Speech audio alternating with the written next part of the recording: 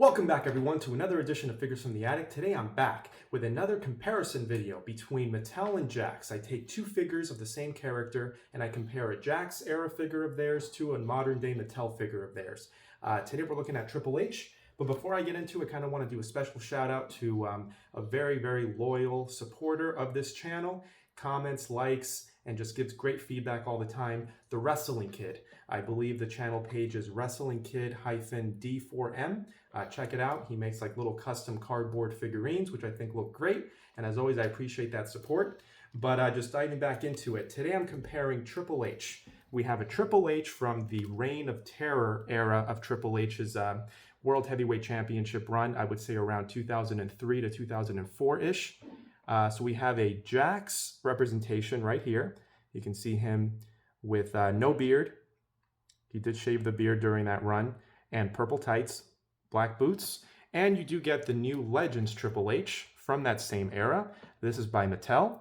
Of course, you do get more of a bluish tint on the tights there with the matching blue boots.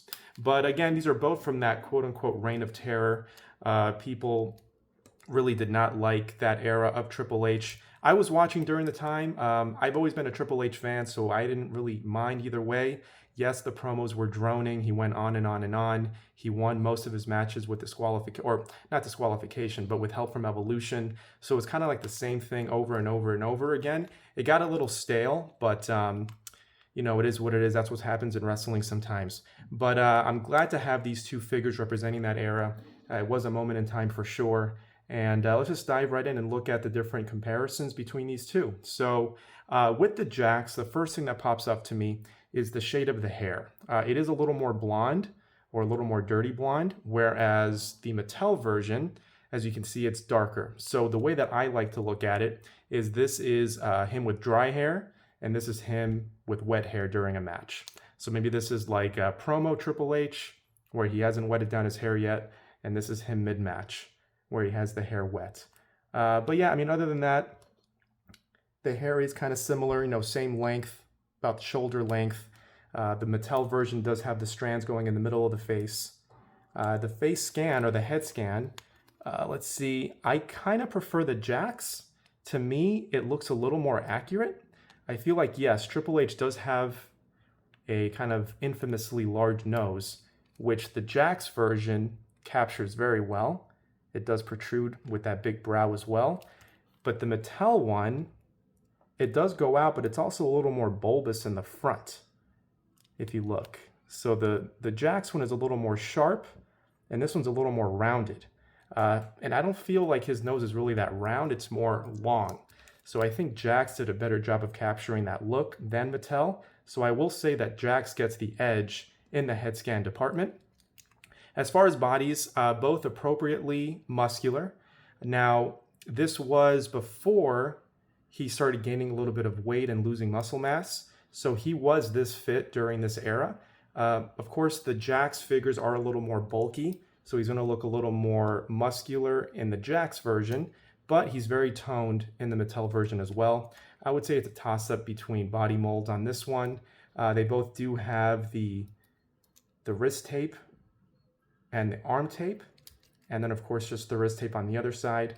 The Mattel one does have the extra bonus feature, the extra added bonus of having the finger tape as well. The Jakks one does not. Now, as far as the color of the attire, it's just out of preference. He did wear these two. That's part of the reason why I like this era of Triple H so much. He kind of moved away from just wearing black trunks and went to wearing kind of the multicolored. He had the purple, the blue, the red, and kind of going the way of Ric Flair, which he was obviously emulating during that time. But the logos are the same. You do get the Game. Well, actually, this one says the Game, this one says Triple H, but they both have the same Triple H logo. On the back, same deal. This one says the Game, this one says Triple H with that same logo. And then the boots, you do get the matching blue for this one. I believe he wore this at WrestleMania 19. Against Booker T. That is one big critique that I do have of that run, by the way. He definitely should have lost the match to Booker T. Just the way that it was built up, there's no reason that he should have won that match, but I'm not the booker. And then the Jakks version just has kind of the plain black boots. So, I mean, they're both very good figures in their own right. I do love the, like I said, the colored tights. I think Triple H rocked that look very well. As far as which is better, I'm going to give, for me, Jakks gets the edge in the head department.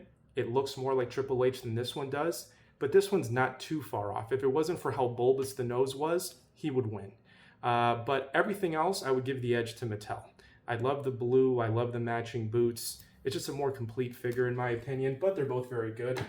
You guys let me know in the comments what you think. Which is better, Mattel or Jakks in this particular face-off? But as always, I appreciate you watching and stay tuned for more.